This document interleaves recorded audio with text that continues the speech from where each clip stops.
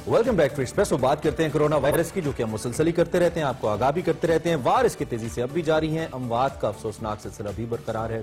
अगर इसकी वैक्सीन के बारे में बात करें तो अब अच्छी खबरें वंस अगेन आ रही हैं। हुकूमत ने चीनी कंपनी से वैक्सीन खरीदने के लिए ऑर्डर बुक कराने का फैसला किया और वफाकी काबीना ने इसके लिए पेपरा रूल से इस्तिस्ना की मंजूरी दे दी। अच्छा, एक जानिब तो ये हंगामी तौर पर अच्छा है, लेकिन कल कला जब प्राइसेस की बात हो तो इसमें खुदा ना खास्ता कोई करप्शन के मामला न निकल आए। ये अंसर इसके अंदर बहरहाल मौजूद है।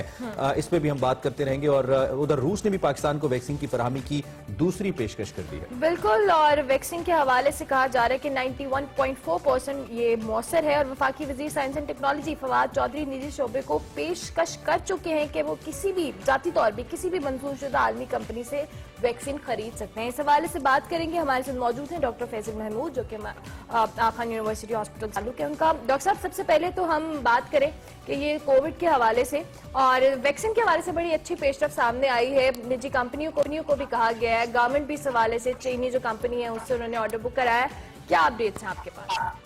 नहीं, बिल्कुल, आई थिंक ये बहुत अच्छी डेवलपमेंट है एंड होपफुली सून हमारे पास ना सिर्फ गवर्नमेंट की तरफ से बट ऑल्सो निजी पॉइंट ऑफ व्यू से भी वैक्सीन आना शुरू हो जाएंगी। प्रॉब्ली गवर्नमेंट वाली वैक्सीन पहले आएगी एंड एग्जैक्टली कौन सी आएगी, आई गेस चीनी वाली, मगर जैसे आपने बोला कि रशियन वालों ने भी अभी दोबारा से उन्होंने ये पेशकश की है। ठीक है डॉक्टर साहब, कुछ दिन पहले हमारी बात हो रही थी डॉक्टर अब्दुल बारी से और उनसे हमने डिस्कस किया था कि इस वैक्सीन को लगाने के लिए क्या मैकेनिज्म होगा। तो ऑलरेडी हॉस्पिटल्स तो बर्डन है, कुछ ओवर बर्डन भी हैं। तो बात ये जिक्र ये हो रहा था कि शायद एक्सपो सेंटर को कराची के अंदर इस्तेमाल किया जाए या हॉस्पिटल्स के अंदर कुछ। तो मैकेनिज्म आपके पास क्या है बीइंग अ मेडिकल स्पेशलिस्ट? क्या मैकेनिज्म हो सकता है कि सब लोगों तक वैक्सीन पहुंचे, इफेक्टिवली पहुंचे? तो from a government stand point तो जो मैकेनिज्म सेट किया गया वो एक्सपो सेंटर में ही होगा, जहाँ पे बूथ्स लगे होंगे और हेल्थ केयर वर्कर्स आके वहाँ पे अपना वैक्सीनेशन कराएंगे। एंड ये हर अस्पताल से उन्होंने एक लिस्ट भी तैयार कर ली है कि कौन कौन से लोग जाएंगे और ये नादरा से कनेक्टेड होगा। एंड रोज के बाद आई थिंक 5,000 और 100 लोग इसमें वैक्सीनेट होंगे ताकि जल्दी से इनको वैक्सीनेट कर दें।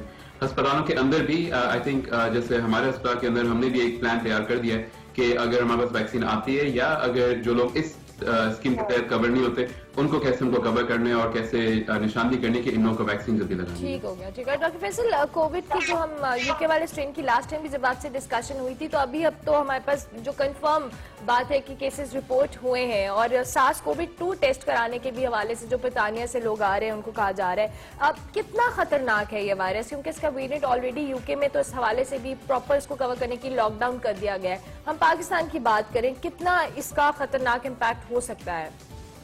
खतरा अगर डिफाइन करने की जरूरत है, खतरा किसको कह रहे हैं? अगर हम कहें कि ये वायरस का ज्यादा शदीद इन्फेक्शन करता है तो अब हमारे पास इतना डेटा आ गया है कि जब कंपेयर करें दोनों की अमवात की शरह, शिद्दत की शरह तकरीबन इतनी है।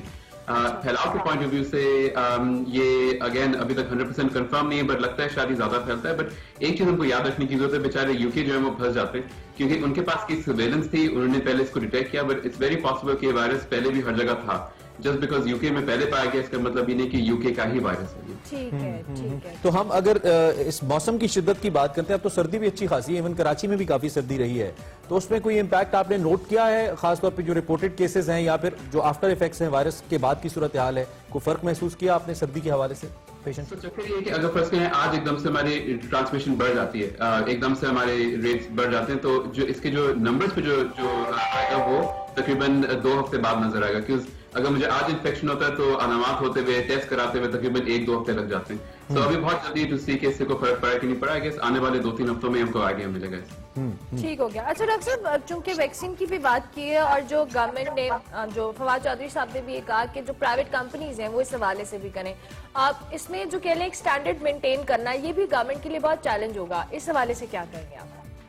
सो ये अच्छा पॉइंट है एंड आई थिंक इसके लिए ड्रैप वगैरह जो हमारे जो रेगुलेटरी ऑलरेडी अथॉरिटीज हैं जो कि दवाइयों के स्टैंडर्ड देखती हैं, वैक्सीन स्टैंडर्ड देखती हैं, वही सिस्टम इसमें चलेगा कि अगर कोई इंपोर्ट करता है अनदर वैक्सीन तो उसकी अप्रूवल की जरूरत होगी एंड देन आप स्टैंडर्ड उस तरह से मेंटेन करेंगे। सो इसके मैकेनिज्म तो ऑलरेडी सालों से चली रहे हैं। ठीक है, एक तो ये हंगामी सूरत हाल की हम डॉक्टर फैसल बात करें, ओबियसली हंगामी सूरत हाल हमेशा नहीं रहनी और अच्छी कौमें वही होती हैं जो लॉन्ग टर्म प्लानिंग करती हैं। कोविड के साथ तो हम ये बात कर रहे हैं कि हमने कोविड के साथ रहना है, तो जब हम इस मैकेनिज्म की तरफ आते हैं वैक्सीनेशन के, तो आप समझते हैं कि आने वाले वक्त के अंदर कुछ ऐसा तरीकाकार हमें लाना पड़ेगा कि वैक्सीन भी हमारी जिंदगी का हिस्सा बन जाए, दीगर वैक्सीन की तरह जैसे बच्चों को दी जाती हैं या बड़ों को दी जाती हैं, ताकि कोविड से हम मुकम्मल तौर पर महफूज हों?